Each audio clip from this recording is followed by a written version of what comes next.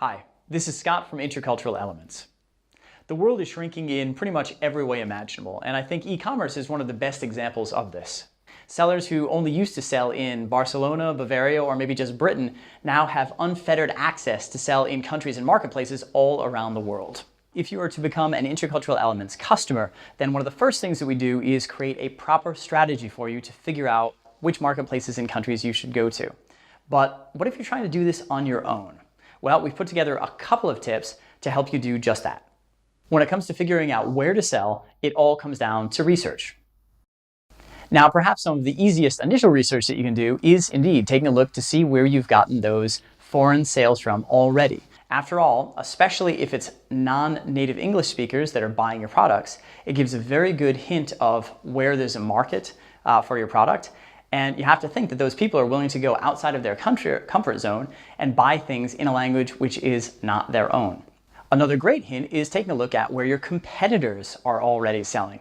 You might as well get a little bit of help from them in taking a look to see where they've expanded to.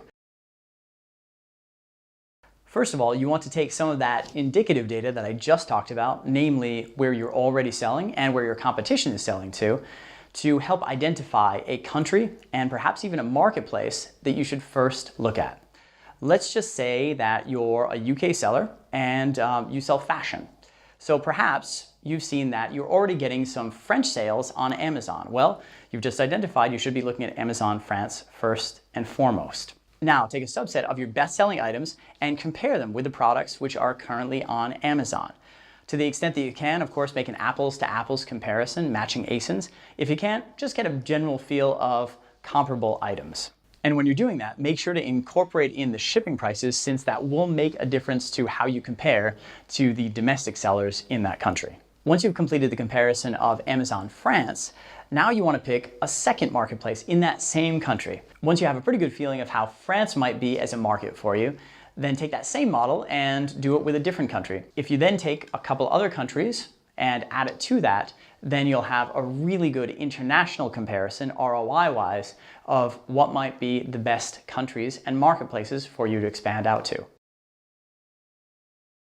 Ralph Waldo Emerson comes to our aid here in saying that an ounce of action is worth a ton of theory, and that is in fact the case. Take a subset of your best items and simply try to launch a few of them in each of those marketplaces and countries and simply see how they do. And that leads us to our next point. Don't be afraid to outsource this. There are in fact many services and even tools out there to help you with this. And you shouldn't forget that while data can be helpful, e-commerce experts who have experience listing on multiple platforms can usually give a more of a holistic view on exactly where you should be expanding to. Thanks again for joining us today, and keep an eye out for other videos in this video series. If you want to find out even more information on exactly how to expand abroad, you can visit us at intercultural-elements.eu.